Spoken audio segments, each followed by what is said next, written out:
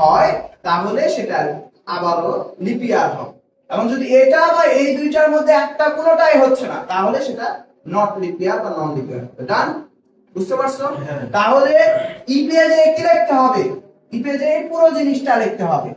ই পেজে লিখে কন্ডিশনটা লিখবো, তারপরে প্রিন্ট করব লিপিয়ার, আর ইলসে যে কি লিখবো? Not leap year. ঠিক বুঝা যায়?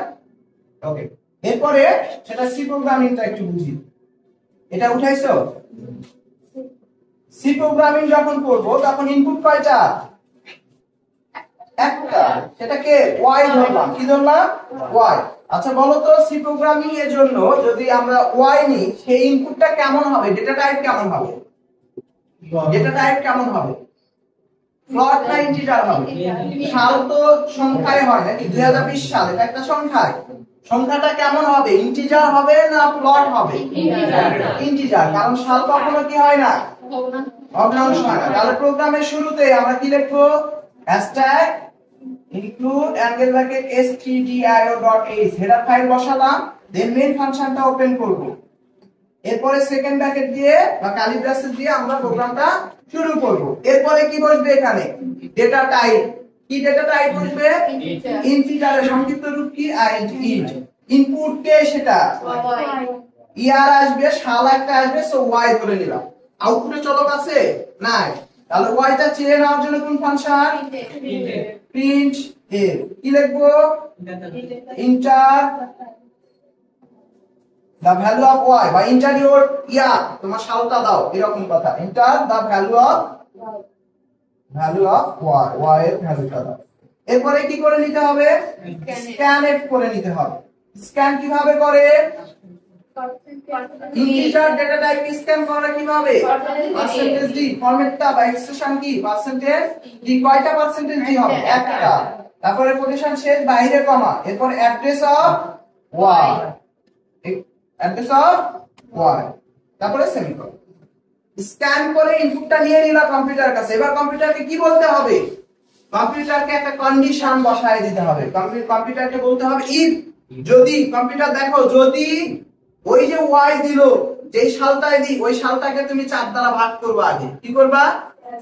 যদি ভাগশেষ 0 হয় তাহলে বলবা লিপিয়ার, অথবা ওই সালটাকে 400 দ্বারা ভাগ করবা। যদি 0 হয় তাও লিপিয়ার, এন্ড 100 দ্বারা ভাগ করলে যাতে নট ইকুয়াল হয়। কি হয়?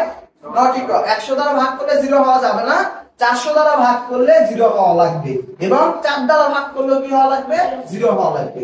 এই কন্ডিশন গুলো যদি সত্য হয় তাহলে কম্পিউটারকে শিখাই দিতে হবে প্রিন্ট করো। কি প্রিন্ট করো? লিপিয়ার হিসাবে প্রিন্ট করো। এই সালটাকে লিপিয়ার হিসাবে প্রদর্শন করে দাও। তাহলে প্রথমে কন্ডিশন বসানোর আগে কি বসাতে হয়? ইফ। ইফের পরে কন্ডিশন। কি কন্ডিশনটা? y mod 4 equal 0 and not, অথবা y mod 400, অথবা এই জায়গায় তোমাকে and দিতে হবে। কি দিতে হবে? 4 দ্বারা ভাগ করলে 0, অথবা 400 দ্বারা ভাগ করলে 0, and y পার্সেন্টেজ 100 দ্বারা ভাগ করলে যাতে নট ইকুয়াল হয়। কি হয়? Not equal. মানে ফ্যাক্টোরিয়াল ইকুয়াল মানে কি? Not equal. শিখাই আসলাম। সো এই যে কন্ডিশনটা যদি সত্য হয় তাহলে কি বলবে কম্পিউটার? কম্পিউটার কি শিখাই দিব? Print leap year. খালটাকে লিপিয়ার হিসাবে। কন্ডিশনের পরে কি সেমিকোলন হবে? না। তাহলে এখানে আমরা কি প্রিন্ট করব বলো তো? Print leap year. This year is leap year. ঠিক আছে? ওকে, তাহলে ডিসপ্লেতে লিপিয়ার কথাটা ভেসে উঠবে। আর যদি না হয় তাহলে ইলসে চলে যাবে। কোথায়? ইলস। ঘটনা তো সত্য নাও হতে পারে। এই একটা কন্ডিশনে সব কন্ডিশন মিথ্যা হয়ে গেল। 4 দ্বারাও 0 হচ্ছে না, তারপরে 400 দ্বারাও 0 হচ্ছে না, এবং 100 দ্বারা আবার 0 হচ্ছে, এরকমও কন্ডিশন হতে পারে। যখনই হবে তখন ইলস মানে অন্যথায় চলে যাবে। অন্যথায় যায় কি প্রিন্ট করবে? প্রিন্ট নন লিপিয়ার বা নট লিপিয়ার, লিপিয়ার না। ওকে, এরপরে প্রোগ্রামটা এই হয়ে যাবে।